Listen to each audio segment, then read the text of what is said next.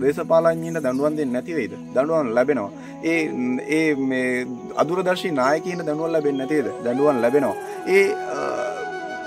ඇත්ත වසන මේ සමාජයේ තියෙන ඇත්ත වහලා තියෙන මේ විවිධ මාධ්‍ය ජාල වලට විවිධ සමාජ මාධ්‍ය වලට විවිධ මාධ්‍ය අංශ වලට දඬුවම් ලැබෙන්නේ නැති වේද?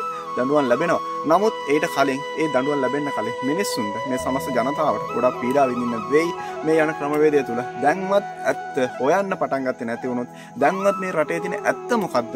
මේ දේශපාලන ව්‍යුහය මොකක්ද? මේ දේශපාලනයෙන් මිනිහට දෙයක් ලැබෙනවද? මේ පක්ෂ දේශපාලන මිනිස්සුන්ට යහපතක් වෙයිද? ඒ කියන කාරණා හරියට අවබෝධ කරගන්න නැතුව මේ යන රැල්ලෙම මිනිස්සු තවමත් මේ දේශපාලන පක්ෂ පස්සෙම ගියොත් මේ දේශපාලන කණ්ඩායම් පස්සෙම ගියොත් මේ තියෙන වහල් ස්වභාවයෙන්ම ජීවත් වුණොත් ඉස්සරහට තව තවත් මේ සෝබාදහමෙන් මේ ක්‍රියාවලියෙන් මිනිස්සුන්ට ගොඩක් පීඩා විඳින්න වෙයි.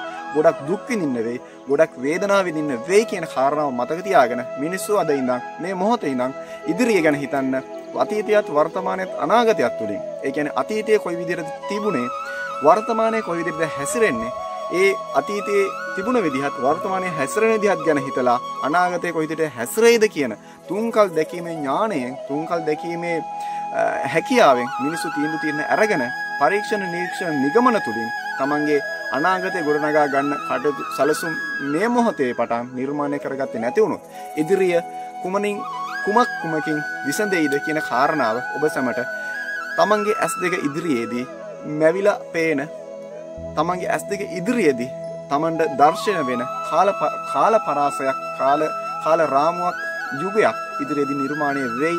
ඉතින් මම ඉල්ලීමක් කරනවා හැමෝම මේ මොහොතේ සත්‍ය හොයන්න පටන් ගන්න, ඇත්ත මොකක්ද කියන කාරණාව හොයන්න, මේ වෙන සිදුවීම් ජාලාව මොකක්ද කියන කාරණාව හොයන්න. මේ හැම දෙයකටම මේ රූපවාහිනියෙන් කියන, මේ පත්තර වලින් කියන, මේ සමාජ ජාලයෙන් කියන හැම දෙයක්ම ඇත්ත නොවෙන්න පුළුවන්. ඒට එහා ගියපු ඇත්තක් මේ රට තුල හැංගිලා තියෙන්න පුළුවන්. ඒ හැංගිලා තියෙන ඇත්තක් තියනවද කියනවත් චුට්ටක් මනස තමන් ඉන්න රාමුවෙන් එහාට ගිහිල්ලා පොඩ්ඩක් හොයන්න බලන්න.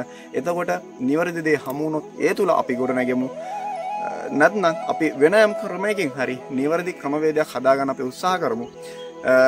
උත්සාහ කරලා අපි අනාගතේ අපේ වගේම අපේ අනාගත පරපුරෙත් අනාගතය වෙනුවෙන් යහපත් රටක් ගොඩනගන්න අපි හැමදෙනාම එකතු වෙලා ආත්මාර්ථකාමීන් අයින් වෙලා පරාර්ථකාමී සිතුවිලි වලින් අපි ලෝකේ ජය ගන්න, රට ලෝකේ ඉදිරියේ ඉහළ තැනකට නැවත ඔසවා තබන්න අපි හැමෝම එකතු වෙමු. ඔබ සැමට තෙරුවන් සරණයි.